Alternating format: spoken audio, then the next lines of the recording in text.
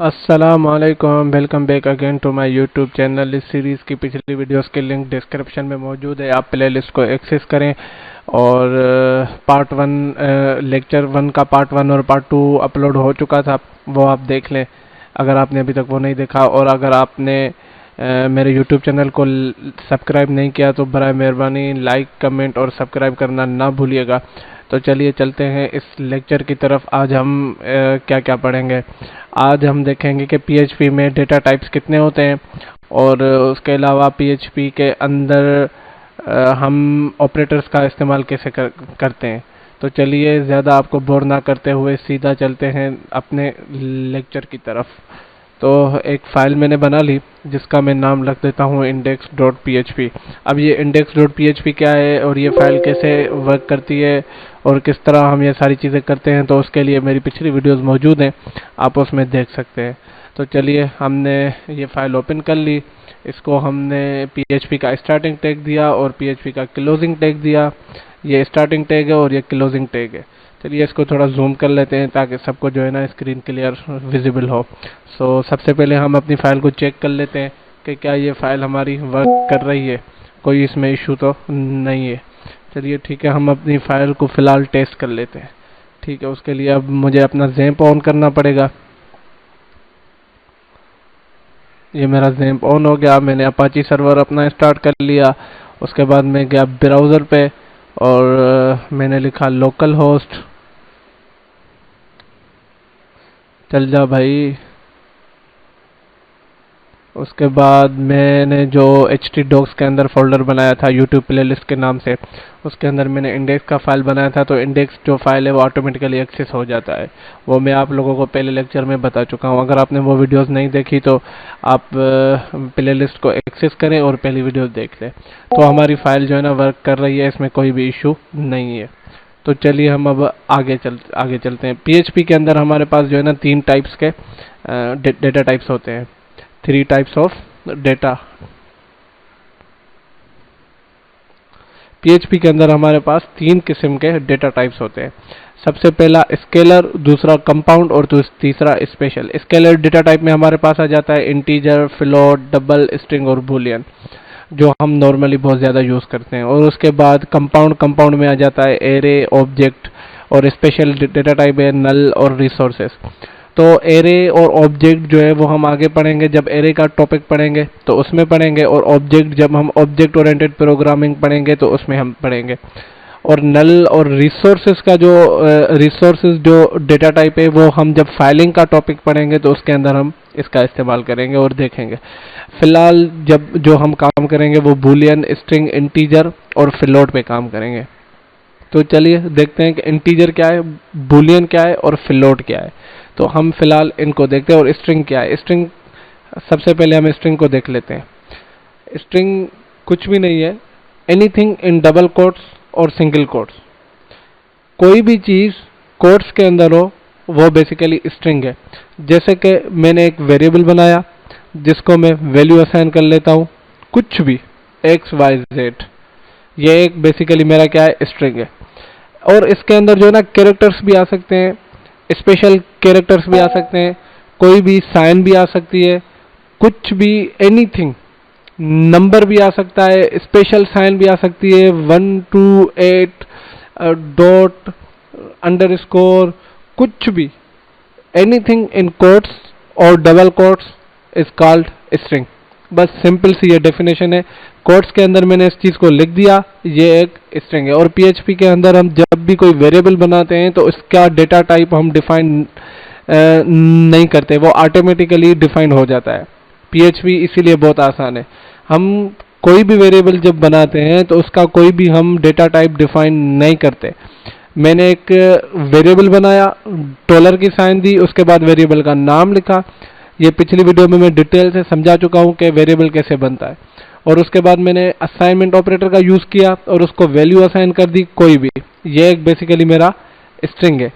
चले अब इसको जो है ना इको करके देखते हैं क्या ये वर्क कर रहा है। इको किया $var, तो अब मैं इसको रिफ्रेश करता हूँ तो ये देखें मेरे पास आउटपुट में ये वही सेम जो मैंने यहाँ पर लिखा था वो आ गया, सेम, बिल्कुल सेम। तो ये बेसिकली स्ट्रिंग है। ठीक है, अब स्ट्रिंग का हो गया। उसके बाद हमारे पास आ जाता है integer data type. Integer data type basically क्या है, एनी नंबर, कोई भी नंबर। अब इसकी रेंज है, वो रेंज मुझे याद नहीं है, मैं आपको भी ये सजेस्ट नहीं करूंगा कि जो है ना आप इसकी रेंज याद करें। आप इसकी रेंज याद ना करें, कोई भी मसला नहीं, आप गूगल पे जाएं और इंटीजर की रेंज मालूम कर लें, वहाँ पे आपको मिल जाएगी। इसकी रेंज बहुत बड़ी है, हम ज़्यादातर इंटीजर ही यूज़ करते हैं। ठीक है, इंटीजर। अब मैंने एक और वेरिएबल बनाया $var, उसे असाइनमेंट ऑपरेटर दे दिया और उसके बाद मैंने 15 असाइन कर दी। अब ये बेसिकली मेरे पास क्या है, इंटीजर डेटा टाइप का एक वेरिएबल बन गया, क्योंकि इसके अंदर मैंने 15 असाइन किया हुआ है। अब मैं अगर इसको इको करूं तो मेरे पास आउटपुट में देखते हैं क्या आता है, 15 आ गया। ठीक है, बेसिकली मैंने जो है ना ऊपर जो मैंने ये लिखे हैं इनको मैंने कर दिया कमेंट, डबल स्लैश लगा के। ये सिंगल लाइन कमेंट है हमारे पास। बेसिकली जब भी हम PHP के फाइल को रन करते हैं तो जो भी कमेंट आता है, सिंगल लाइन कमेंट लिखने का तरीका ये है, डबल कोट डबल स्लैश आप दे और उसके बाद जो भी आप लिखेंगे वो कमेंट हो जाएगा, और जब भी आपका फाइल रन होगा तो इंटरप्रेटर उसको स्किप कर देगा, तो वो लाइन आपकी एग्जीक्यूट नहीं होगी। तो ये बेसिकली इंटीजर डेटा टाइप है, और उसके अंदर हम कोई भी नंबर दे सकते हैं, एनीथिंग, कोई भी नंबर, कितना भी बड़ा हो। इसकी रेंज बहुत बड़ी है, आप वो जो है ना सर्च करके देख सकते हैं। मुझे इसकी रेंज याद नहीं है, ना मैं याद करूंगा, ना मैं आपको बोलूंगा कि आप याद करो। उसके बाद हमारे पास आ जाता है फ्लोट डेटा टाइप। अब फ्लोट बेसिकली क्या है, फ्लोटिंग पॉइंट जो है ना स्टोर करता है। अब इंटीजर में फॉर एग्जांपल, अब मैं आपको एक एग्जांपल देता हूं कि अगर मैं एक और वेरिएबल बनाऊं, उसके अंदर मैं लिखूं 1.5 और अगर मैं उसको इको करूं, अगर मैं इसको इको करूं तो मुझे आउटपुट में 1.5, सॉरी देखें ये फ्लोट है डेटा टाइप, इंटीजर, क्योंकि इस PHP के अंदर हम कोई भी डेटा टाइप डिफाइन नहीं करते, वो ऑटोमेटिकली डिफाइन हो जाता है। जब मैंने एक और वेरिएबल बनाया तो उसको मैंने वैल्यू असाइन की 1.5, तो वो फ्लोट डेटा टाइप में आ गई।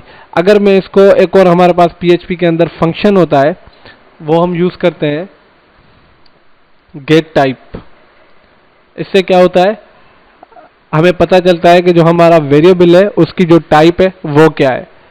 ठीक है, और उसके लिखने का तरीका यह है कि उसका कीवर्ड है गेट टाइप, वो हम लिखेंगे और उसके ब्रैकेट के अंदर वो वेरिएबल पास कर देंगे। उसको एक आर्गुमेंट चाहिए, दो भी हम दे सकते हैं, लेकिन फिलहाल हम एक दे रहे हैं, वेरिएबल पास कर रहे हैं उसको। ठीक है, तो अब देखते हैं कि इसकी जो टाइप है वो क्या है, डबल। ये देखें, अब हमें जो डेटा टाइप बता रहा है वो डबल डेटा टाइप बता रहा है।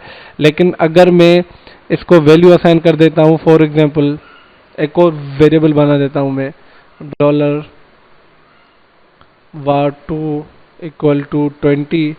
ठीक है, अगर मैं इसको गेट टाइप को कॉपी कर लेता हूं, इसको मैं कर लेता हूं पेस्ट, तो अब देखते हैं, अब मैं यहां पे लिख देता हूं var2। ठीक है, अब देखते हैं क्या आउटपुट हमारे पास आता है। ये देखें, डबल और फिर इंटीजर।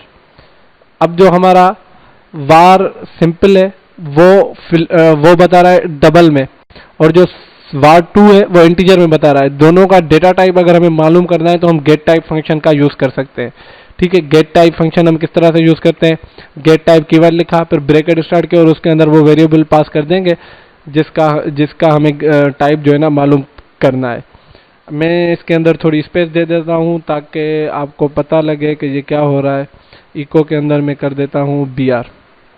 अब br जो है ना HTML का टैग है जिसको हम PHP के अंदर यूज कर सकते हैं, और PHP जो है ना HTML वगैरह के साथ एम्बेड हो सकती है, वो आगे चल के हम पढ़ेंगे इंशाल्लाह। तो ये देखें, डबल, और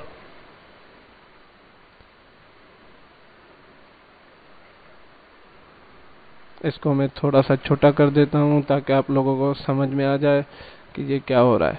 ये देखें,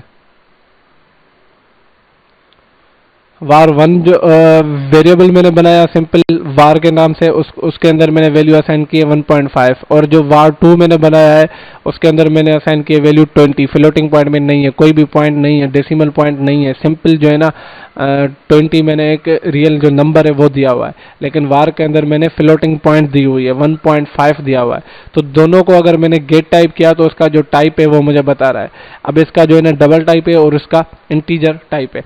अगर इसी तरह मैं यहाँ पर एक और वेरिएबल बनाऊँ $var3 और इसके अंदर मैं डबल कोट्स के अंदर कुछ भी लिख देता हूँ, फॉर एग्जाम्पल अनीस लिख देता हूँ, तो अब मैं अगर इसको br को मैं एक बार फिर लिख देता हूँ ताकि जो है ना आउटपुट में हमें पता चले कि क्या हो रहा है। अब इसको मैं एक बार फिर कॉपी कर लेता हूँ और उसके बाद दोबारा पेस्ट कर देता हूँ। उसके बाद यहाँ पर मैं लिख देता हूँ var3, इस फाइल को मैं सेव करता हूँ और उसको रिफ्रेश करता हूँ, तो ये देखें मेरे पास आ गया स्ट्रिंग। अब इससे हमें पता चल रहा है कि ये हमारा स्ट्रिंग का वेरिएबल है, ये हमारा इंटीजर का है और ये हमारा डबल डेटा टाइप का वेरिएबल है। ये हमें इससे पता चल रहा है। अब ऑपरेटर्स पे हम आते हैं कि ऑपरेटर्स को हम किस तरह से यूज़ कर सकते हैं। अब हमारे पास ऑपरेटर्स एक अर्थमेटिक ऑपरेटर होते हैं और दूसरे हमारे पास होते हैं लॉजिकल ऑपरेटर्स। तो सबसे पहले हम अर्थमेटिक ऑपरेटर को पढ़ते हैं। अब देखें, सबसे पहले मैं क्या कर रहा था, सिंगल लाइन कमेंट कर रहा था, लेकिन वो अगर मैं एक एक लाइन को करूं तो बहुत मुश्किल हो रही थी। तो इसके लिए मैं क्या करता हूं, मल्टी लाइन कमेंट का इस्तेमाल करता हूं। वो कैसे होगी, मैंने स्लैश दी, उसके बाद स्टार साइन दिया और जहां तक मुझे कमेंट चाहिए फिर वहां पर आकर मैं एक और स्टार दूंगा और स्लैश दूंगा। अब ये पूरे का पूरा क्या होगा, कमेंट हो गया, मल्टी लाइन कमेंट हो गया ये। ठीक है, अब हम आते हैं अर्थमेटिक ऑपरेटर्स के पास। अर्थमेटिक ऑपरेटर्स में हमारे पास plus, minus, multiplication, divide, remainder बहुत सिंपल है। मैं इसमें ज़्यादा डीप में नहीं जाऊंगा, सिर्फ एक एक एग्जांपल करूंगा और कुछ भी नहीं करूंगा। ठीक है, तो मैं दो वेरिएबल बना देता हूँ, $var1, सॉरी स्पेस हमारे पास वेरिएबल में नहीं आता, ये हमने रूल्स में पढ़ा था। उसके अंदर मैं वैल्यू असाइन कर देता हूँ 20, फिर उसके बाद मैं एक और वेरिएबल बना देता हूँ $var2 = 30। फिर उसके अंदर अब जो है ना मैं एक काम करता हूँ, इसको कर देता हूँ 30 और इसको कर देता हूँ 20, क्योंकि जब हम मल्टीप्लिकेशन और माइनस का जो है ना जब एक्शन परफॉर्म करेंगे तो मुश्किल होगी। ठीक है, तो अब मैं इसको इको कर देता हूँ, इको $1 प्लस $var2। अब इसका देखते हैं हमारे पास क्या आउटपुट आता है।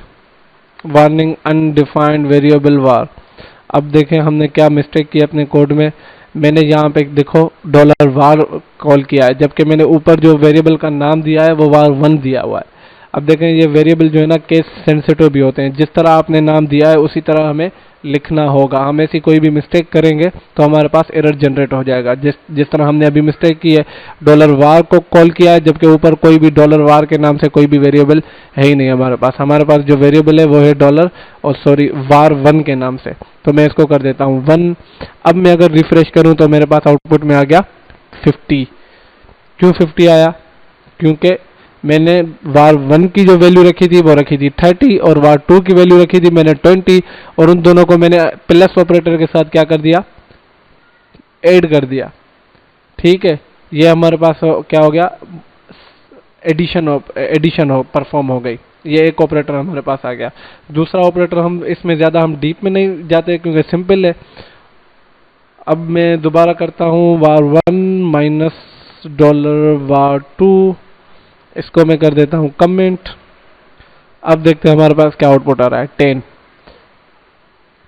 30 माइनस 20 = 10।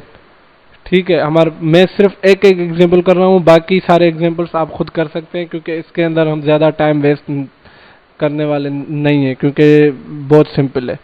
अब मैं कर देता हूँ मल्टीप्लाई $var2।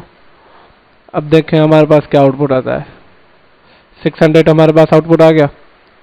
अब 30 मल्टीप्लाई बाय 20, आप कैलकुलेटर यूज़ कीजिए और देखिए कि क्या ये आउटपुट सही है। मेरे हिसाब से तो बिल्कुल परफेक्ट है। उसके बाद हमारे पास एक और ऑपरेटर है डिवीजन का, eco $var1 divide by $var2। अब इन दोनों को डिवाइड करते हैं, देखते हैं क्या आउटपुट हमारे पास आता है, 1.5। 30 डिवाइड बाय 20, तो ये आउटपुट हमारे पास आ गया 1.5। 0.5 हमारे पास आउटपुट आ गया। चले अब हमारे पास एक और ऑपरेटर है रिमाइंडर का। अब देखते हैं वो कैसे काम करता है। $var1 reminder $var2 10। देखें ये सिंपल अर्थमेटिक ऑपरेशंस है।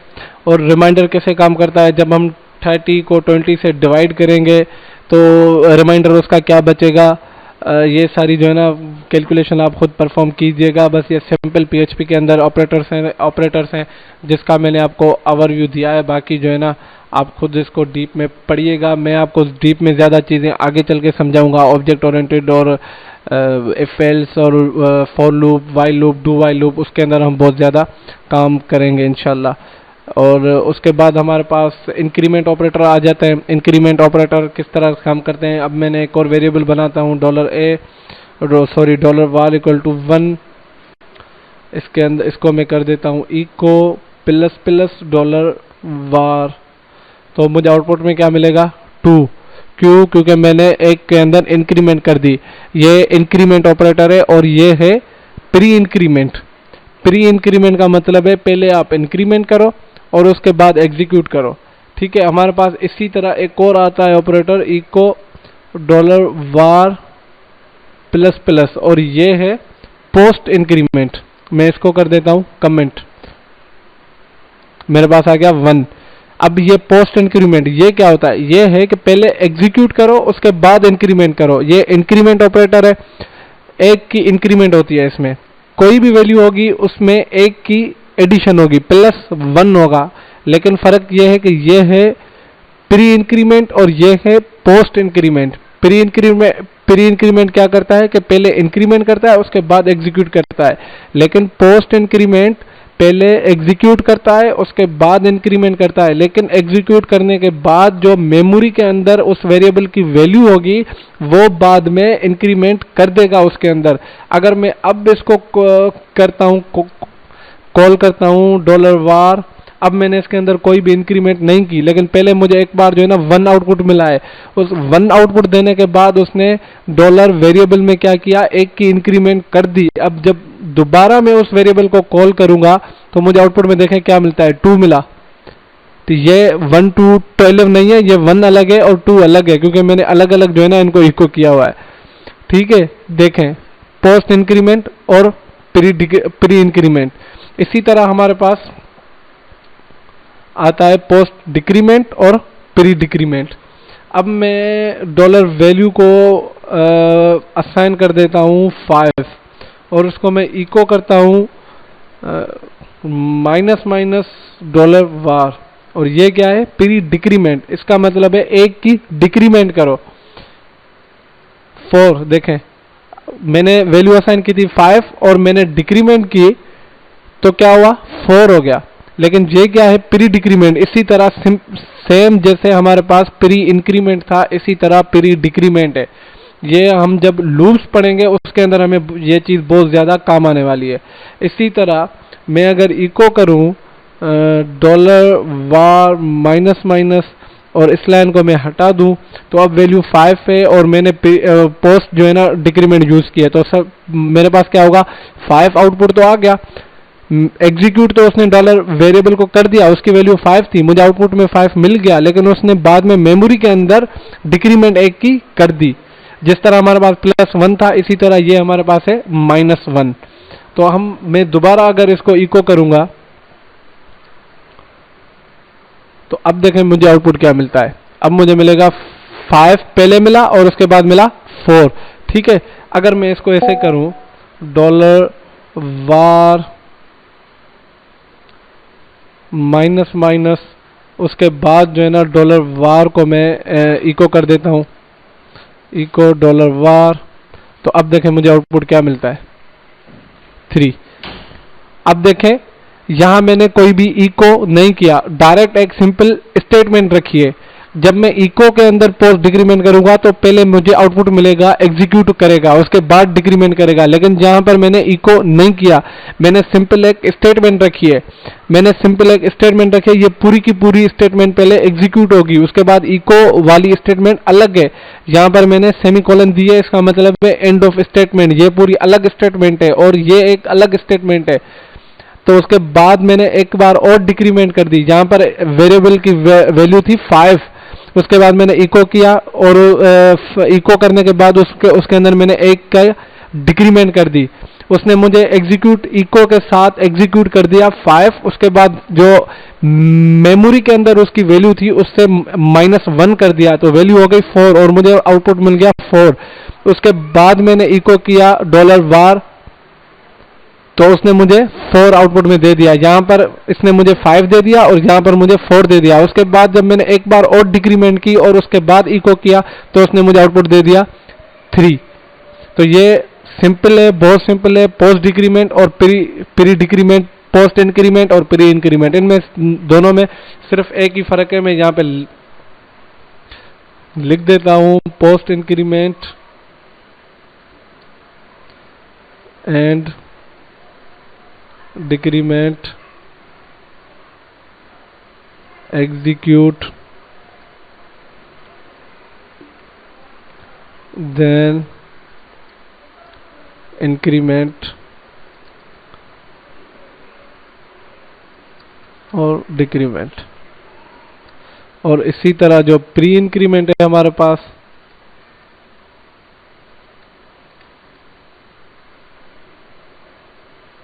उसके अंदर क्या है कि फर्स्ट इंक्रीमेंट और डिक्रीमेंट देन एग्जीक्यूट। ठीक है, ये हमारे पास आ गया। ये मैंने डिस्क्रिप्शन जो है ना छोटी सी एक लिख दी है, आप इसको पढ़ सकते हैं। उसके बाद हमारे पास आ जाते हैं असाइनमेंट ऑपरेटर, हमने पढ़ लिया है जिससे हम वैल्यूज असाइन करते हैं। हमारे पास कंपैरिजन ऑपरेटर्स आ जाते हैं उसके बाद। अब हम कंपैरिजन ऑपरेटर्स की तरफ चलते हैं। सबसे पहले मैं इसको कर देता हूं कमेंट, ताकि कोई भी आउटपुट जब हमें मिले तो कोई कंफ्यूजन हमें ना हो। अब मैं इसको मल्टी लाइन कमेंट कर देता हूं, क्योंकि खामखा मैं एक एक लाइन को मैं करूं कमेंट, तो मल्टी लाइन कमेंट किस तरह करते हैं, इस तरह कर सकते हैं। ठीक है, अब देखें ब्राउज़र पे हमें कोई आउटपुट मिलता है, नहीं, हमारे पास सारा कोड जो है ना कमेंट हो गया, अब हमें कोई भी आउटपुट नहीं मिलेगा। अब हमारे पास आते हैं कंपैरिजन ऑपरेटर, वो हमारे पास बहुत ज़्यादा इम्पोर्टेंट है, और वो जब हम लूपिंग एंड ब्रांचिंग पढ़ेंगे, इफ़ कंडीशन पढ़ेंगे, तो उसके अंदर आपको काम आएंगे बहुत ज़्यादा। फिलहाल हम उनका सिंपल ओवरव्यू देखेंगे कि ये क्या होते हैं। चले शुरू करते हैं। कंपैरिजन ऑपरेटर में हमारे पास सबसे पहले आ जाता है इक्वल टू ऑपरेटर। अब वो कैसे काम करता है, सिंपल मैंने क्या किया, $a उसको असाइन कर दी वैल्यू 10। अब मैं आता हूँ $b, उसको वैल्यू असाइन कर दी 20। ठीक है, अब मैं करता हूँ echo $a equal to $b। देखें अब मैंने क्या किया है, $a डबल इक्वल टू के साइन दिए। जब मैं सिंपल एक इक्वल के साइन दे रहा था तो वो इक्वल टू का ऑपरेटर नहीं था, वो था असाइनमेंट ऑपरेटर। वो ये जो 10 है ये $a के अंदर वैल्यू असाइन हो रही थी, लेकिन जब मैंने 2 इक्वल दे दिए तो इसका मतलब है ये इन दोनों वेरिएबल्स के दरमियान कंपैरिजन हो रही है कि क्या $a बराबर है $b के। $a की वैल्यू है 10 और $b की वैल्यू है 20, तो ये इस तरह से हो रहा है, 10 इक्वल है 20 के, ये इस तरह से कंपैरिजन हो रही है। ठीक है, क्या 10 बराबर है 20 के, ये इससे मतलब हमारे पास कंपैरिजन हो रही है। तो इसका हम आउटपुट देखेंगे तो हमारे पास कुछ भी शो नहीं होगा। क्यों? क्योंकि ये रिटर्न करेगा फॉल्स। बूलियन डेटा टाइप हमने नहीं पढ़ा था, अब आप कॉन्सेप्ट क्लियर कर लें कि बूलियन डेटा टाइप क्या होता है।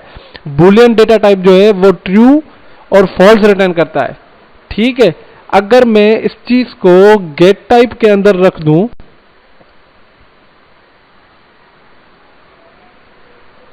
तो अब मुझे क्या मिलेगा, बूलियन। देखें क्यों, क्योंकि ये रिटर्न कर रहा है फॉल्स। और फॉल्स क्या है, बुलियन डेटा टाइप है। फॉल्स बुलियन डेटा टाइप में रिटर्न करता है, और जो फॉल्स होता है हमारा वो ब्राउजर पे शो नहीं होता, लेकिन अगर ट्रू होगा तो वो शो होगा। वो कैसे, हम आगे आगे चल के इनको कंपेयर करते हैं तो आप देखेंगे कि किस तरह हमारा जब ट्रू आता है तो वो हमें आउटपुट में शो होगा। वो कैसे होगा, अगर मैं इसको ऐसे लिख दूं $a = 10, मैं ऐसे भी कर सकता हूं। अब देखें $a की वैल्यू है 10 और वो मैं कंपेयर कर रहा हूं 10 से, तो क्या ये दोनों बराबर हैं? अब मेरे पास आउटपुट आ जाएगा, हाँ बिल्कुल बराबर है। मैं इस लाइन को कर देता हूं कमेंट। अब देखते हैं 1 ट्रू हमारे पास ब्राउजर पे शो होगा एज 1, ठीक है। लेकिन अगर हम इसका जो टाइप है वो चेक करें, गेट टाइप मैंने लिखा, इसको ब्रैकेट के अंदर मैंने कर दिया और वैल्यू पास कर दी। अब देखें क्या हमारे पास आता है, बुलियन देखें आ गया मेरे पास, ट्रू रिटर्न कर रहा है। इसका मतलब है ट्रू रिटर्न कर रहा है मेरे पास। ये इक्वल टू ऑपरेटर क्या करता है कि दोनों तरफ से वैल्यूज चेक करता है कि बराबर हैं या नहीं है, ठीक है। इसी तरह हमारे पास एक और वेरिएबल आता है, एक और ऑपरेटर आता है। मैं इसको बड़ी स्क्रीन कर देता हूं ताकि मुश्किल ना हो। अब हमारे पास एक और ऑपरेटर आता है,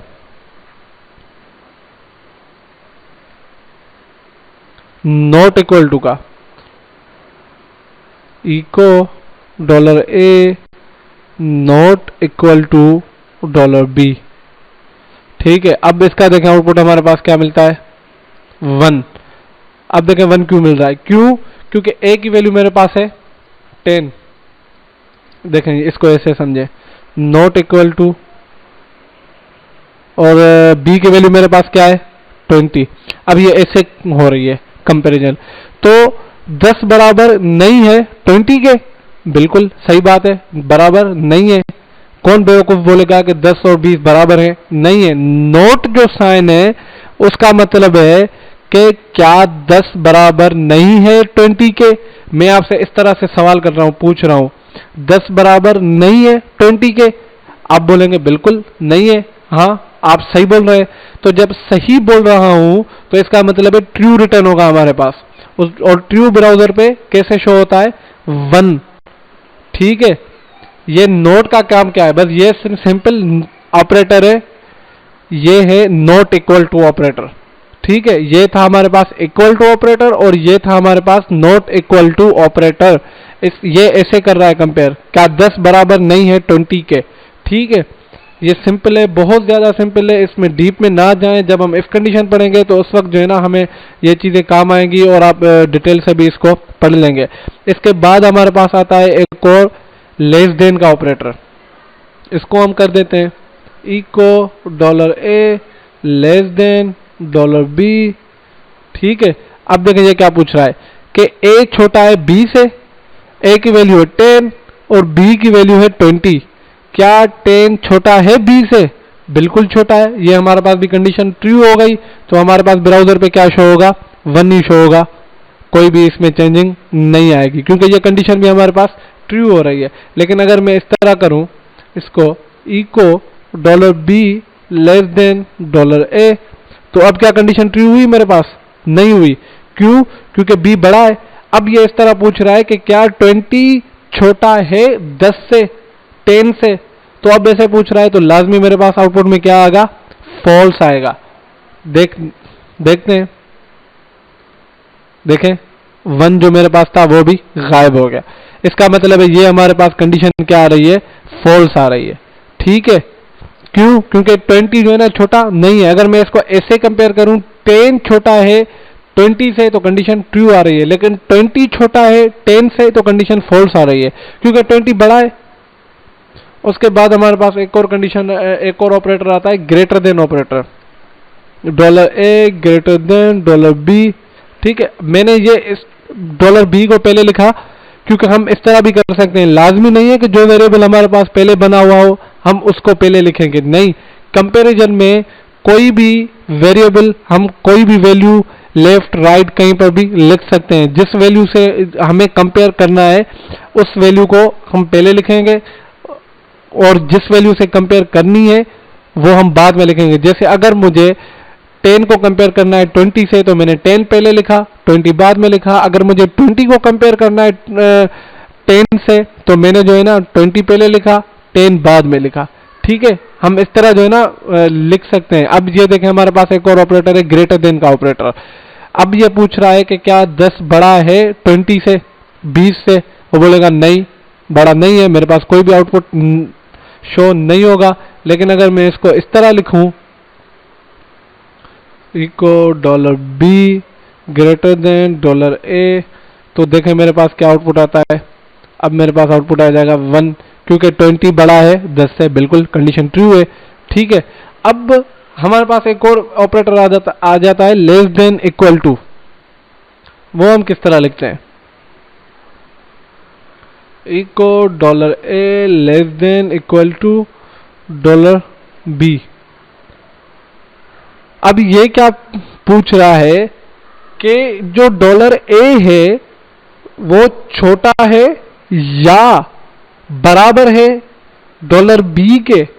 ठीक है, अब जो है ना ये इसके बीच में ऐसे समझो कि या का लफ्ज इस्तेमाल हो रहा है, और का लफ्ज इस्तेमाल हो रहा है कि या तो छोटा हो या उसके बराबर हो। तो ये दोनों कंडीशंस हमारे पास फॉल्स हो रही हैं। क्यों? सॉरी, ट्रू हो रही है। क्यों? क्योंकि 10 जो है ना 20 से छोटा है। देखें अब इसमें क्या पूछ रहा है कि लेस देन हो या बराबर हो। लेस देन वाली कंडीशन हमारे पास ट्रू हो रही है क्योंकि $A में वैल्यू है 10 और $B में हमारे पास वैल्यू है 20। तो ये ऐसे कंपेयर कर रहा है 10 छोटा है 20 से, बिल्कुल छोटा है, बराबर तो नहीं है लेकिन छोटा तो है। लेकिन अगर मैं इसी को इस तरह लिखूं, echo $B less than equal to $A, तो अब मेरे पास कैसे कंपेयर कर रहा है कि 20 छोटा है या बराबर है 10 के। तो ये हमारे पास कंडीशन क्या हो जाती है? फॉल्स हो जाती है। तो मेरे पास कुछ भी शो नहीं होगा, क्योंकि इन छोटा हो या बराबर हो तब वो मेरे पास कंडीशन ट्रू होगी। इन दोनों में से कोई भी एक कंडीशन हमारे पास ट्रू होना लाजमी है। ठीक है, तो इसके बाद हमारे पास एक और ऑपरेटर आ जाता है ग्रेटर देन इक्वल टू। वो भी इसी तरह काम करता है जिस तरह ये लेस देन इक्वल टू काम करता है। अब मैं इसको कर देता हूं echo $A greater than equal to $B। अब ये पूछ रहा है कि $A बड़ा है या बराबर है 20 से, $B से। $B की वैल्यू 20 है, $A की वैल्यू 20 है। अब आप बताएं कि क्या 10 जो है वो बड़ा है? नहीं, कंडीशन फॉल्स। या बराबर है 20 के? नहीं, कंडीशन फॉल्स। ये दोनों कंडीशन हमारे पास फॉल्स हो गई, तो मेरे पास ब्राउजर पे कुछ भी शो नहीं होगा क्योंकि दोनों कंडीशंस मेरे पास फॉल्स हो गई। एक भी कंडीशन मेरे पास ट्रू नहीं हुई। लेकिन इसी तरह मैं अगर इसको इस तरह लिखूं, इसको मैं कर देता हूं कॉपी, इसको मैं कर देता हूं पेस्ट, लेस देन को मैं हटाकर कर देता हूं ग्रेटर देन। अब देखें ये किस तरह पूछ रहा है, $B बड़ा है या बराबर है 10 के।